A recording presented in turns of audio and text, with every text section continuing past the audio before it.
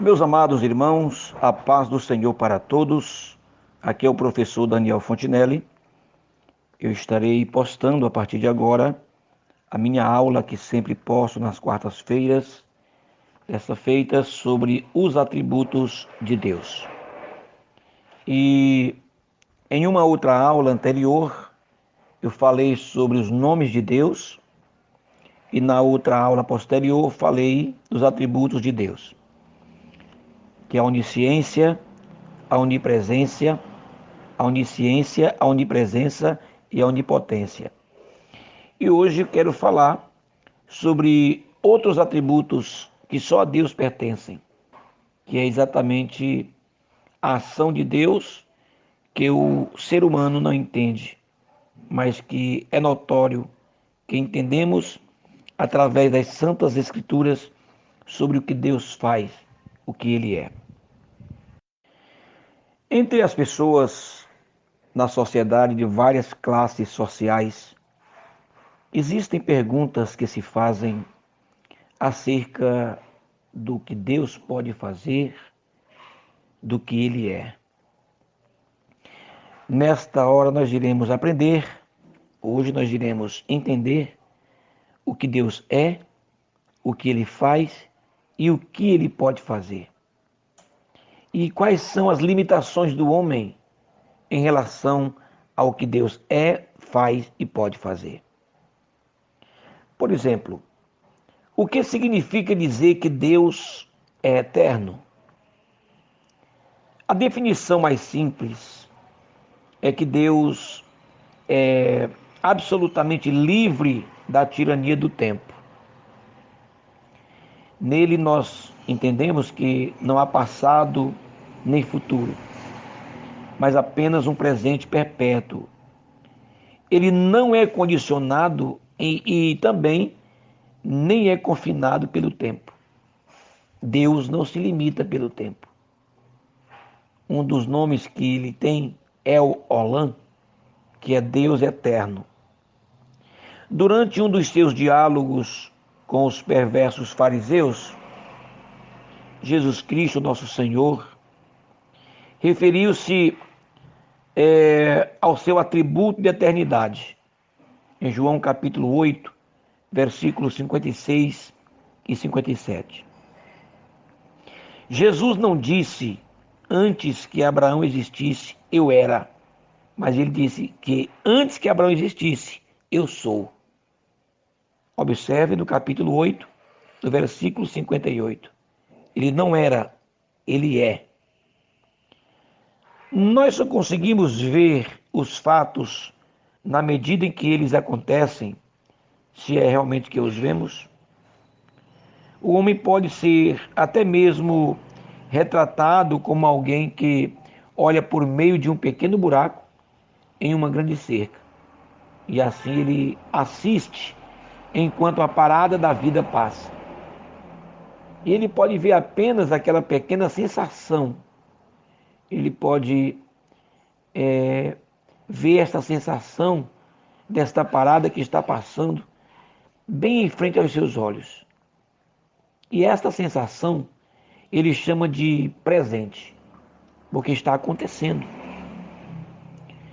A parte da parada que já passou é o passado, enquanto a parte final da parada é chamada de futuro. Entretanto, o eterno Deus, ele está de pé no topo da cerca e pode visualizar muito facilmente todo o panorama. Ele vê o começo, ele vê o passado para nós, ele vê o meio, que é o nosso presente, e a parte que ainda está para chegar, que é o futuro para nós. Você pode conferir em Deuteronômio capítulo 33, versículo 27, Jó capítulo 36, versículo 26, Salmos 90, do versículo 1 ao 4, Isaías 46, versículos 9 e 10, e na segunda epístola de Pedro, capítulo 3, versículo 8. Deus não está no tempo, mas o tempo está em Deus. O tempo em si não é atemporal, já que ele também tem um começo e foi criado por Deus, assim como todas as outras coisas. Embora o tempo tenha tido um começo, aparentemente ele não terá fim. Efésios 2:7, Apocalipse 22, 1 e 2. Embora Deus esteja acima do tempo, ele também trabalha ao longo do tempo. O Senhor planejou suas atividades antes que o tempo existisse, mas ele realiza-as ao longo do tempo. Essas atividades que são planejadas na eternidade passada, mas realizadas ao longo do tempo, envolvem tanto o Filho de Deus quanto os santos de Deus. Por exemplo, na questão do Filho de Deus, seu nascimento, que é físico, Gálatas 4:4. Na sua morte, 1 de Pedro 1, 19 e 20 e Apocalipse 13:8. Seu reino terreno, Atos 17:31. Na questão dos santos de Deus, sobre a nossa salvação, Efésios capítulo 1, versículo 4. A nossa santificação, Romanos 8:29. E também o nosso serviço, Efésios 2:10. Entre as pessoas na sociedade de várias classes sociais, existem perguntas que se fazem acerca do que Deus pode fazer, do que Ele é. Nesta hora nós iremos aprender, hoje nós iremos entender o que Deus é, o que Ele faz e o que Ele pode fazer. E quais são as limitações do homem em relação ao que Deus é, faz e pode fazer. Por exemplo, o que significa dizer que Deus é eterno? A definição mais simples é que Deus é absolutamente livre da tirania do tempo. Nele nós entendemos que não há passado nem futuro, mas apenas um presente perpétuo. Ele não é condicionado e também nem é confinado pelo tempo. Deus não se limita pelo tempo.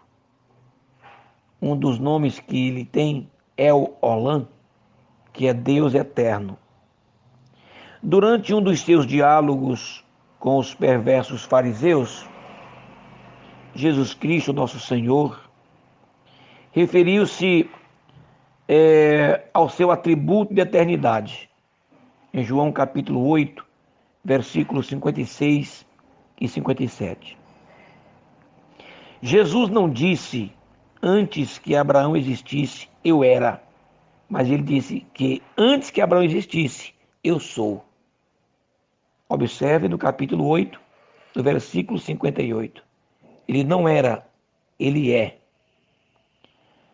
Nós só conseguimos ver os fatos na medida em que eles acontecem, se é realmente que os vemos. O homem pode ser até mesmo retratado como alguém que olha por meio de um pequeno buraco em uma grande cerca. E assim ele assiste enquanto a parada da vida passa. E ele pode ver apenas aquela pequena sensação. Ele pode ver esta sensação desta parada que está passando bem em frente aos seus olhos. E esta sensação ele chama de presente, porque está acontecendo. A parte da parada que já passou é o passado, enquanto a parte final da parada é chamada de futuro. Entretanto, o eterno Deus, ele está de pé no topo da cerca e pode visualizar muito facilmente todo o panorama. Ele vê o começo, ele vê o passado para nós, ele vê o meio, que é o nosso presente, e a parte que ainda está para chegar, que é o futuro para nós. Você pode conferir em Deuteronômio capítulo 33, versículo 27, Jó capítulo 36, versículo 26. O que significa dizer que Deus é infinito? Simplificando para um melhor entendimento, Deus não é limitado pelo tempo nem pelo espaço, estando sujeito apenas à sua própria natureza e vontade. O rei Salomão e o profeta Jeremias testificaram sobre isso. No primeiro livro dos Reis, capítulo 8, versículos 22, 23 e 27. E em Jeremias, capítulo 23, versículo de número 24. Esse atributo também se entende, ou por assim dizer, ele pode até se estender a todos os outros atributos divinos. Por exemplo, o amor de Deus é infinito, conforme Paulo testificou em sua epístola aos Efésios. Efésios capítulo 3, do versículo 17 ao 19. Portanto, irei dar aqui dois exemplos básicos. Primeiro, não existe um lugar onde Deus possa ser encontrado ou localizado. Exatamente isso. Não existe. É impossível determinar a sua localização por meio de um conjunto de coordenadas, por um GPS. É impossível. Deus não usa celular. É claro que isso não leva em conta aquelas ocasiões em que Deus, especificamente, informou ao seu povo onde ele queria ser encontrado pelo seu povo. Exemplo, no Monte Sinai, Êxodo 19, do 9 ao 11. No tabernáculo, Êxodo 25, versículo 21 e 22. O trono da graça, Hebreus capítulo 4, versículo 16. Segundo, não existe um lugar onde Deus não possa ser encontrado. Observe. Primeiramente eu falei, não existe um lugar onde Deus possa ser encontrado. Agora eu vou mostrar que não existe um lugar onde Deus não possa ser encontrado. Parece um paradoxo? Parece uma contradição? Mas não é. Então veja bem, se eu mostrei que não existe um lugar onde Deus possa ser encontrado, é porque ninguém pode detectar a sua localização. Porque ele tem um atributo da onipresença. Ele está aqui, mas está acolá. Se você disser, ele está aqui em nosso meio, mas alguém que está lá no Japão diz, ele está aqui também. Então ele é onipresente. E agora eu quero falar que não existe um lugar onde Deus não possa ser encontrado. Você pode ver em Salmos 139, do versículo 7 ao 12. Nos dias de Elias, por exemplo, um rei sírio não entendeu esse atributo. Depois que os sírios foram inicialmente derrotados por Israel, os conselheiros do rei disseram-lhe: seus deuses são deuses dos montes, por isso foram mais fortes do que nós. Mas pelejemos com eles em campo raso, e por certo veremos se não somos mais fortes do que eles. 1 Reis 20, 23. Mas isso não aconteceu, claro. Deus respondeu. Deus deu uma resposta. E Deus disse: porquanto os sírios disseram, o Senhor é Deus dos montes, e não Deus dos vales. Toda esta grande multidão entregarei nas tuas mãos, para que saibas que eu sou o Senhor. Primeiro livro dos Reis, capítulo 20, versículo 28. O que significa dizer que Deus é perfeito? Deus possui a suprema excelência, tanto quantitativa como qualitativamente.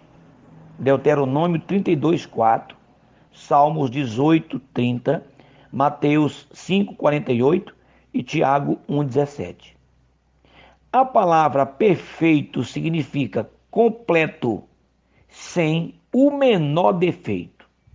Portanto, isso afirma que tudo que Deus é, tem e faz é perfeito. Suas diversas características ou atributos são tudo perfeito ou são perfeitas. Suas características são perfeitas. Seu amor é um amor perfeito. Sua graça é perfeita. Sua santidade é perfeita, e etc. Sua lei é perfeita. Salmos 19, 7. Suas ações para com os crentes também são perfeitas. Salmos 138, versículo 8. Portanto, a forma como Deus lida com o seu povo é perfeita, ou seja, é completa, isenta do mais ínfimo defeito ou imperfeição.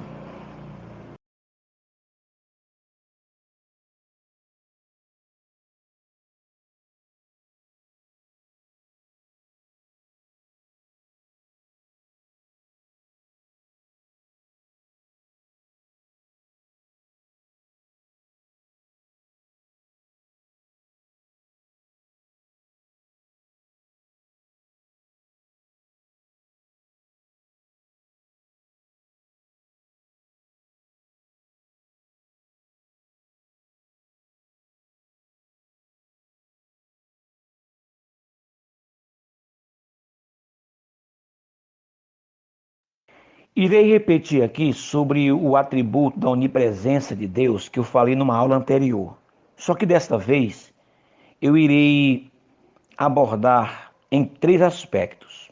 Primeiro, o que significa dizer que Deus é onipresente. Depois, irei mostrar de que dois aspectos devemos lembrar-nos enquanto estudamos a onipresença de Deus. E também quais são algumas das implicações envolvidas na onipresença de Deus. São esses aspectos da onipresença. Por exemplo, o grande escritor A. H. Strong, ele define onipresença da seguinte forma: Deus na totalidade da sua essência, sem difusão ou expansão, multiplicação ou divisão, não tendo tamanho nem dimensões espaciais. Penetra e enche todas as partes do universo. Na Teologia Sistemática, na página 279. O Salmo 139, versículo 7 diz: Para onde me irei do teu espírito? Ou, para onde fugirei da tua face? Isso não pretende descrever a dimensão física de Deus como se ele permeasse o universo como um gás. Não, de forma alguma. Em vez disso, Deus é tal que todos os lugares estão imediatamente presentes diante dele. Não há lugar para esconder-se. A onipresença de Deus, então, significa que ele está presente em todos os lugares, com todo o seu ser ao mesmo tempo. O maior perigo que precisamos evitar ao tentarmos entender esse atributo é o grave erro do panteísmo, que afirma que Deus está em toda parte e que tudo é Deus. Não é bem assim. Isto é totalmente falso. Deus está em toda parte, mas nem tudo é Deus. Não é porque ele está em toda parte que tudo é Deus. Por exemplo, na questão do aspecto que devemos nos lembrar enquanto estudamos a onipresença de Deus. Primeiro, vou citar dois exemplos, mas primeiro, a imanência de Deus. A imanência de Deus refere-se ao fato de Deus estar no mundo, agindo na sua criação e também por meio dela. Mateus 18, 20. E a transcendência de Deus. A transcendência de Deus afirma que Deus está acima e além da sua criação. Salmos 139, do versículo 7 ao 12. Em matemática, o todo é igual à soma das suas partes. Porém, com Deus, cada parte é igual ao todo. Não há diferença. Agora, na outra parte, no outro aspecto, quais são algumas das implicações envolvidas na onipresença de Deus? Existem algumas implicações envolvidas da onipresença de Deus. Muitas pessoas questionam, muitos querem saber acerca desse assunto. Primeiro, Deus não é apenas onipresente, mas ele pode estar presente para punir, para sustentar ou para abençoar, como alguns teólogos sugerem. Para punir, por exemplo, eis que velarei sobre eles para o mal e não para bem. Jeremias 44, 27. Porque do céu se manifesta a ira de Deus sobre toda impiedade e injustiça dos homens que detêm a verdade em injustiça. Porquanto o que de Deus se pode conhecer, neles se manifesta, porque Deus lhe manifestou. Romanos 1, 18, 19. As pessoas que preferem pensar em Deus apenas como benevolente e amoroso, deixam de conhecer que Deus também é santo. Deus misericordiosamente estende a sua mão por causa da sua graça. Mas, quando ele é rejeitado, sua reação pode ser de indignação ardente. Existe um escritor muito conceituado chamado Charles Harrier. Ele diz algo muito semelhante. Ele diz o seguinte, que a onipresença não significa que a iminência da sua presença não varie. Ela varia. Sua presença no seu trono, Apocalipse 4:2, no templo de Salomão, 2 Coríntios 7:2, ou até mesmo no interior do cristão, Gálatas 2:20, certamente difere quanto à sua iminência que existe até mesmo no lago de fogo, Apocalipse 14:10. O apóstolo Paulo, ele teve esse cuidado de falar sobre o que Deus realmente pode fazer. Existe um outro escritor que é chamado de Paul Ennius. Ele explica que a graça e o terror da onipresença de Deus. Por exemplo, quando ele fala desse assunto que às vezes para alguns pode ser polêmico, ele explica a graça e o terror da onipresença de Deus. E você vai entender por que ele fala terror. A doutrina da onipresença é um consolo para o cristão, que reconhece que nenhuma calamidade pode sobrevir-lhe sem que Deus esteja presente com ele. Essa doutrina também é uma advertência para a pessoa desobediente, sugerindo que ela não possa escapar da presença de Deus, como realmente não pode mesmo. Um fazendeiro publicano chamado Fred vivia no centro de Illinois com sua esposa Cat.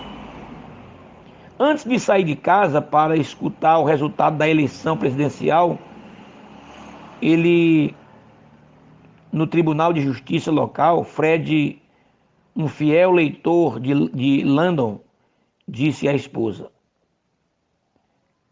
Cat, comece a fazer as malas, porque se Roosevelt ganhar no condado, nós vamos nos mudar para lá. Por volta das 3 horas da manhã, quando os resultados começaram a chegar, ele ligou para a esposa desesperado. Disse: Cat, sou eu, Fred. Desfaça as malas, querida, pois não teremos para onde ir. É claro que o resultado final revelaria que o suposto candidato dele havia perdido e que o outro havia ganhado em todos os estados, exceto em alguns como Maine e Vermont.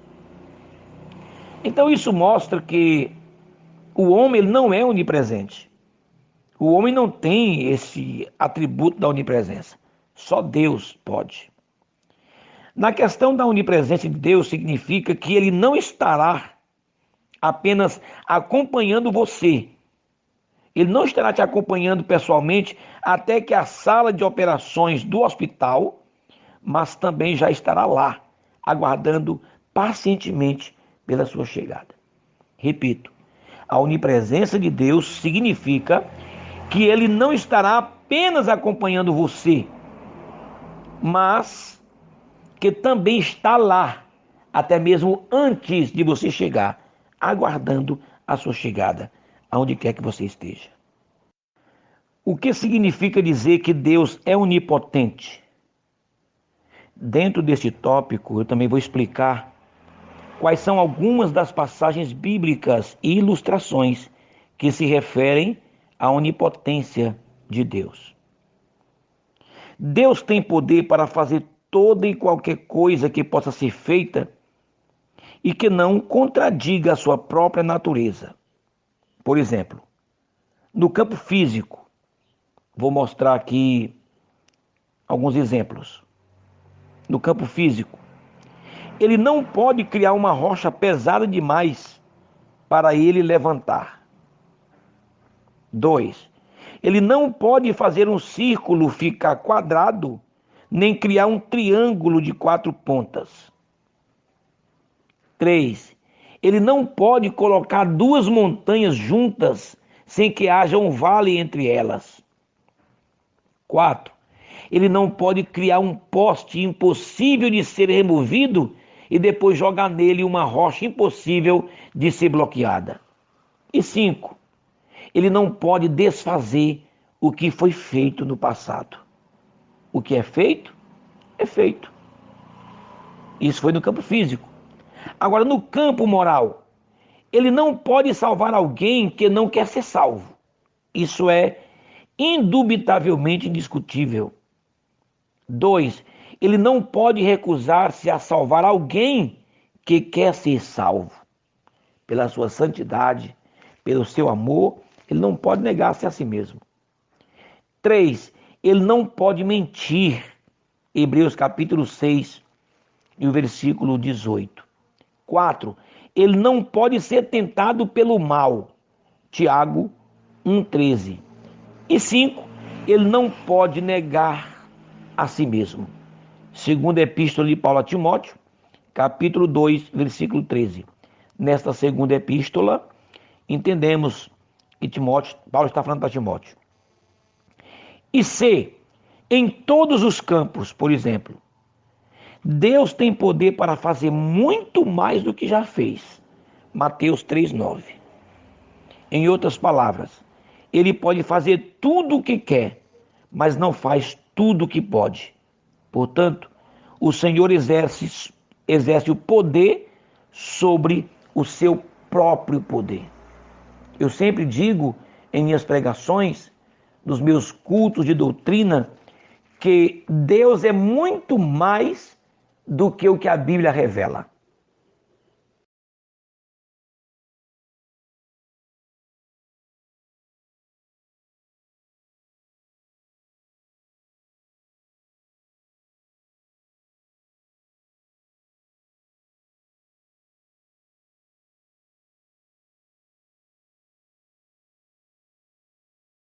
No subtópico deste tópico sobre a onipotência de Deus, eu quero mostrar quais são algumas das passagens bíblicas e ilustrações que se referem à onipotência de Deus. Por exemplo, as escrituras envolvidas são muitos textos, de Gênesis a Apocalipse.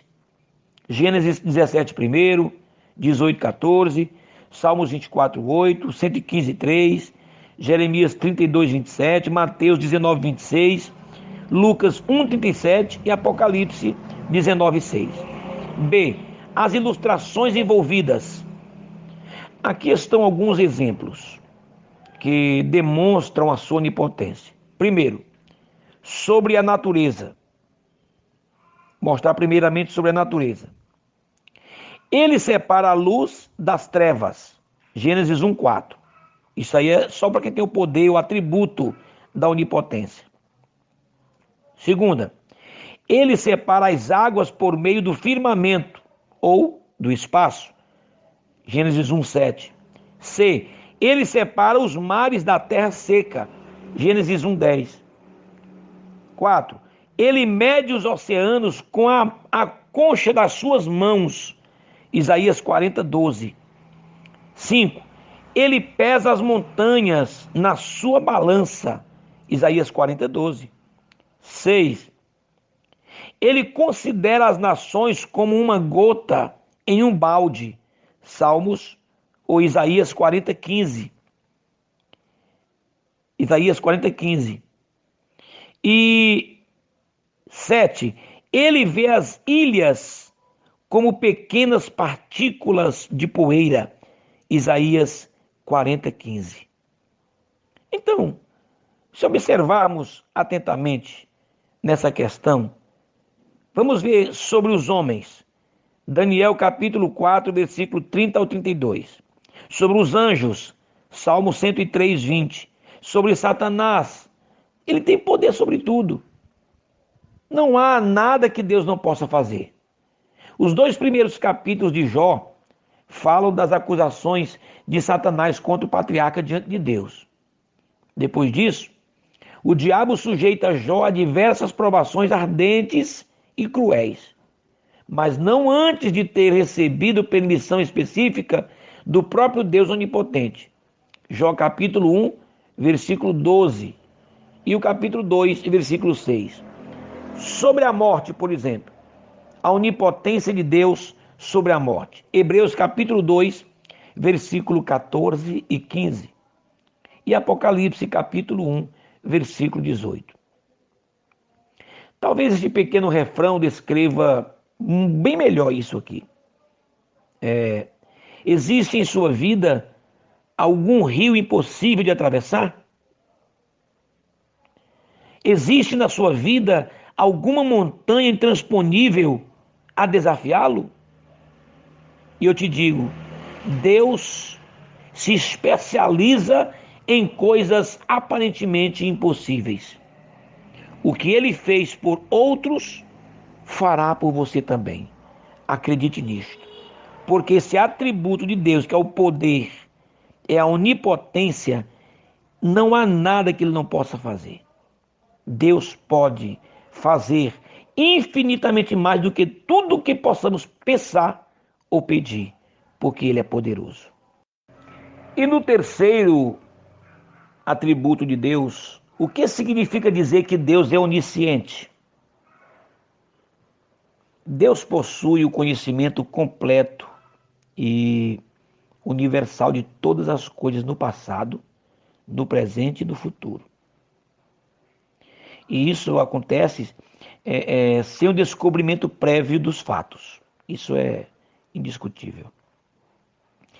Isso inclui não apenas o factual, mas também o possível. O conhecimento total e imediato de Deus está baseado na sua eternidade. Ele sempre existiu e sempre existirá.